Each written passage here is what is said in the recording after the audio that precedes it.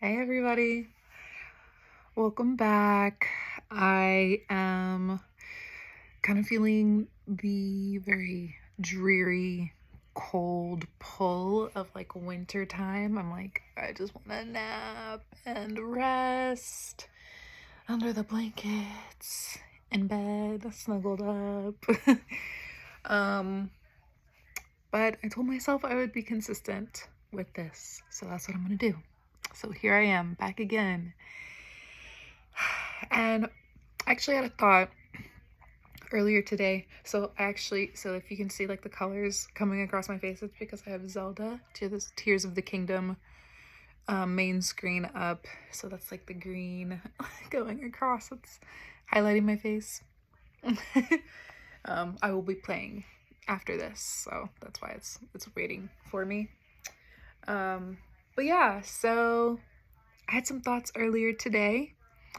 And I really love the idea of using this tool, this book that I've been slowly working my way through as a spiritual medium, like communicating with the community and like getting downloads. So if anyone is familiar with this book, Women Who Run with the Wolves by Clarissa Pinkola, it is a gem of a book, right? And so this is how far I am through it. So I've gotten pretty far, but I still have a little ways to go.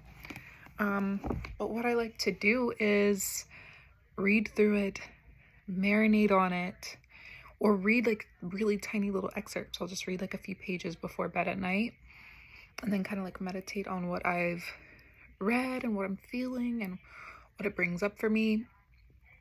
And then maybe even do that for a couple days, depending on how much comes up for me after reading or while reading, right? Because some sections are like, this was for me. All of this was for me. So I thought it would be really, really cool to read this with a collective. And maybe some of my videos will also be touching on some of the pieces that I'm reading and what comes up for me in this experience of going through this book and really absorbing the content and processing it. So yeah, I'm really curious if anyone has read this book already or has been interested in reading this book. What has come up for you? Are there any particular parts that you read that you really liked, or anything that like came up that was super triggering? I'm trying to think. There are several stories in this book. All of them, different folklore from different areas and different perspectives of folklore, because, she just like, it feels like she's just like orating in book form. So like, I feel like I'm hearing her speak and she's just sharing stories that she received. And I think the favorite story that she told, it's hard to even pick a favorite, honestly. But if I had to pick a favorite, it was probably the most recent one that I read. And it was about the woman that had to achieve a hair on the neck of the half moon? Let's see. Is the crescent moon bear. So is the story of the crescent moon bear and a woman that's married to a man that was in war and came back rageful and was like a different person essentially. She had to traverse the mountain as told by the healer that she reached out to help her heal her husband's rage and his distance from her. Like, he wanted nothing to do with her. So the healer tells her to go on this mountain and get a hair from the crescent of the crescent moon bear.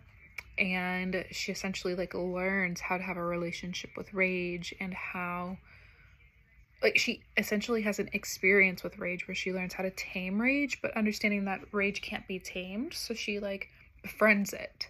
She actually has a relationship with it where she like feeds the bear and kind of slowly gets closer and allows to feel safer, closer to the bear, to the rage. And I think obviously like in the story, the rage is her husband's rage, but there's many different renditions of this story. And I think that it's just teaching us how to have a relationship with rage in general.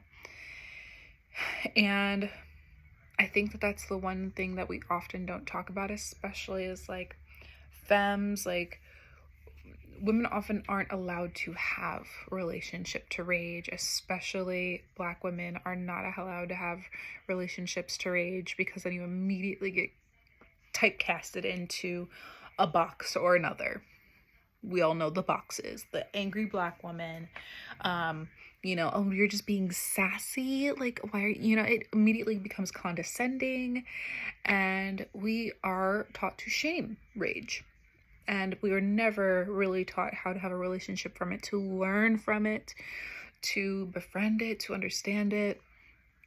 And this story very much relates to it. It almost even illustrates how to befriend rage. And I was talking to my friend, a friend of mine that I used to live with, and we had an experience on a mountain that we had a couple experiences on a mountain, and it actually happened almost exactly a year ago, Thanksgiving a year ago. Instead of like having the whole table, the feast, her and I went like rugged camping. Like, we were just a couple blankets in a little pop-up tent, and on the top of a mountain. It was cold.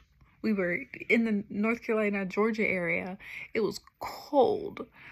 And we had actually an experience with a rageful person. He was pissed at us for, being a little reckless on his mountain, which we were like ignorant, not necessarily reckless, like trying to do something to harm ourselves. We just didn't know. And because the person kind of came with that energy, we then, kind of like processed that the entire trip. But then later on, we ended up going up a different mountain and having a whole other experience where we got lost. We ended up on the wrong side of the mountain.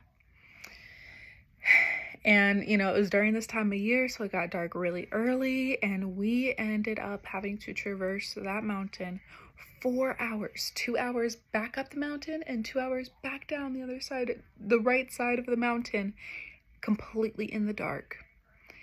And we had to use our intuitive knowledge. We fell off, like, we didn't fall, but we moved off the trail several times and had to use our intuitive understanding to realize, hey, this doesn't actually look like a path. And then we had to turn around, find our way back to the path, and then continue going back down the mountain.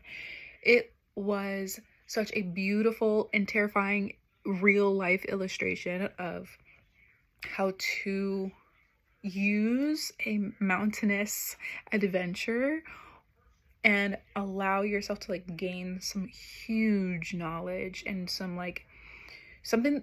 That has stuck with me. Feelings that I felt on that mountain have stuck with me, and I still feel those same feelings today, as if I was right back on that mountain, because of how potent the lessons were. And so I think that's why this story and the lessons that are coming from it speak to me so loudly, because I know from experience how transformative a mountainous adventure can be. And rage being the thing to like learn from, to learn for, because she's going on the adventure to achieve knowledge for her anger, for her rage, and to know how to befriend it and how to coax it out of the cave and allow it to give her something. and not in the way of like her rage owes her anything, but she befriends it enough to where it wants to give her something, and she can walk away with that knowledge and take it back down to the village so that she can then continue living. And, you know, even kind of like references like taking these lessons and going back to mundane life. And I really struggle with that. Like, I really struggle with like having these really profound experiences and then going back to everyday life and knowing how to do that. Sometimes I just want to be living in the profound. Like, if y'all know what I mean, like, it's addicting. It is a little addictive, right? Like, I sometimes don't want to go back to like regular life. Like, it just feels too mundane to where I'm like, boring.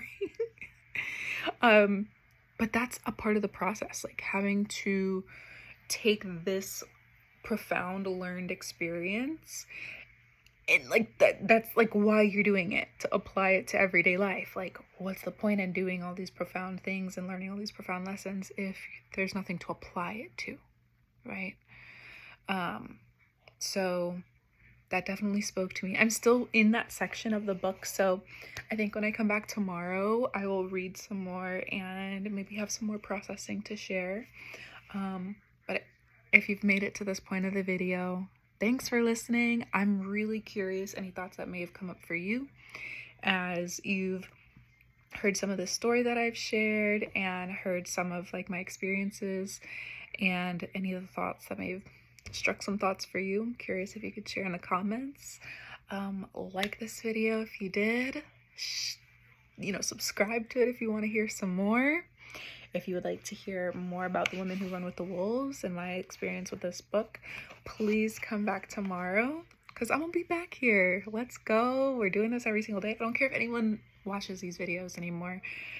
This is gonna be my little vlog diary, and it just kind of holds me accountable.